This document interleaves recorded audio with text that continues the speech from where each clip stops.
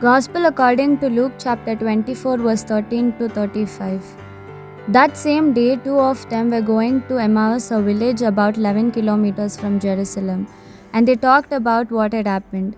While they were talking and discussing these things, Jesus came up and walked with them, but their eyes were kept from recognizing him. He asked, "What is this you are talking about as you walk along?"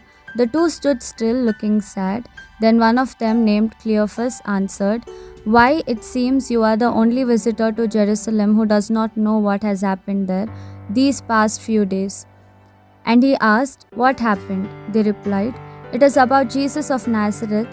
He was a prophet, powerful in word and deed before God and the people.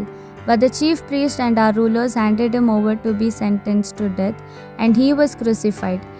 Yet we had been hoping that he would be the one to set Israel free, and to add to this, it is now the third day since all this happened. Some women in our group surprised us greatly. They went to the tomb early this morning, but did not find his body. When they came back to us, they had a story about seeing a vision of angels who told them that Jesus was alive. Some friends of our group went to the tomb and found everything just as the women had said, but they did not see him. He said to them, 'How dull you are, and how slow of understanding. You fail to believe the message of the prophets. Was it not necessary that the Christ should suffer all this and then enter into his glory?' Then, starting with Moses and going through all the prophets, he explained to them everything in scripture concerning himself. As they drew near the village they were heading for, Jesus made as if to go further, but they urged him, 'Stay with us, for it will soon be dark.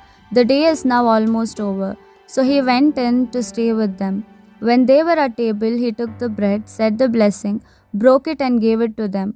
Their eyes were opened and they recognized him, but he vanished out of their sight. Then they said to each other, 'Were not our hearts burning within us when he was talking to us on the road and explaining the scriptures?' They immediately got up and returned to Jerusalem. There they found the 11 and their companions gathered together.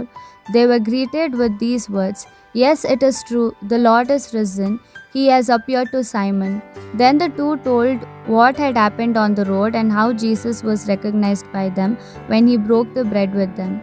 This is the word of the Lord. Thanks be to God.